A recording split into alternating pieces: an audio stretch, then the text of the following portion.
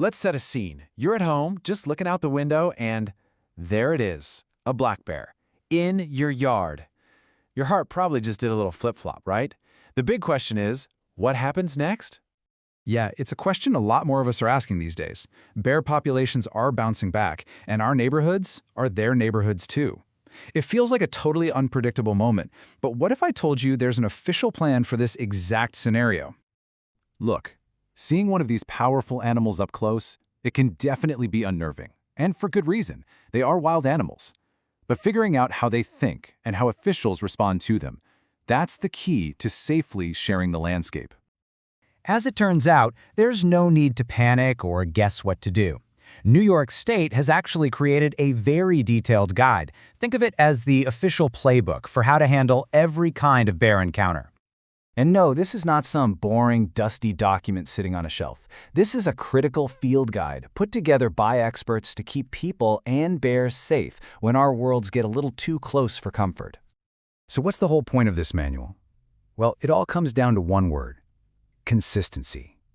The goal is to have a standardized, predictable response that protects public safety without having to harm the animals. It's about having a system in place. And the absolute heart of this whole system is a really smart classification method. Honestly, the best way to think of it is like ER triage, but for bears. When a call comes in, the first thing officials do is figure out what the bear is doing to know how serious the situation is. Okay, this right here, this is the core of the whole playbook. Everything gets organized into 4 simple categories, from the least worrying, Class 4, all the way up to the most dangerous, Class 1.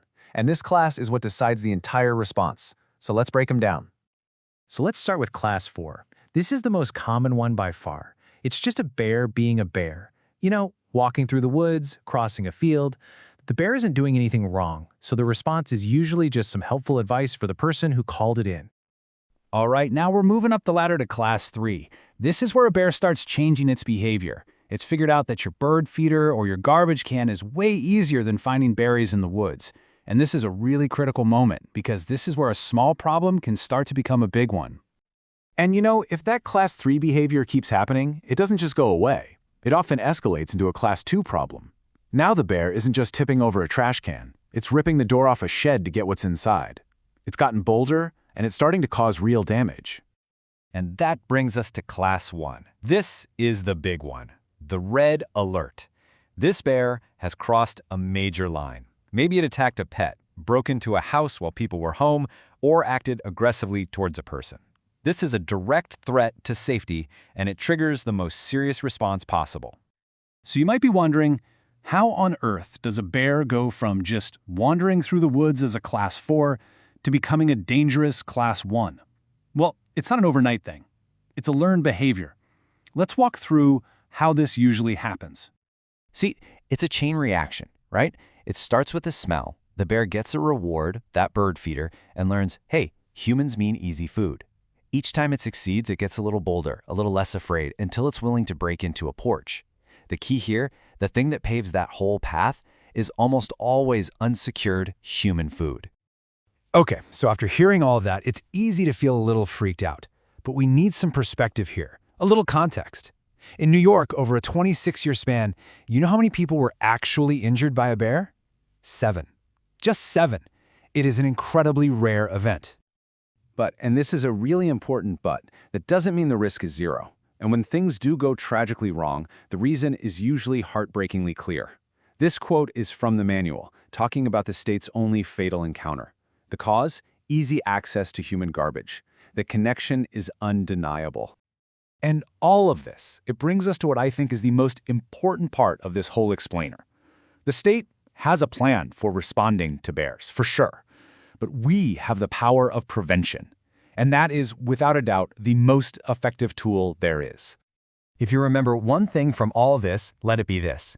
The scariest situations, the ones we all want to avoid, are almost always preventable.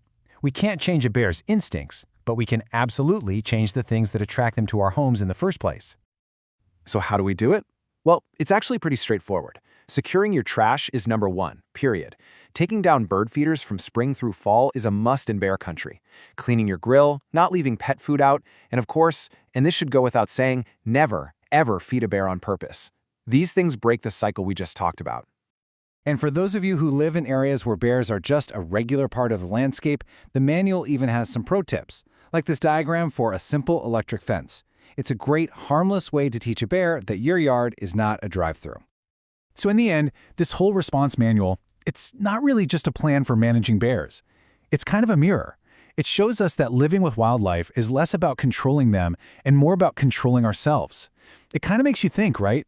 The state has its plan for the bears.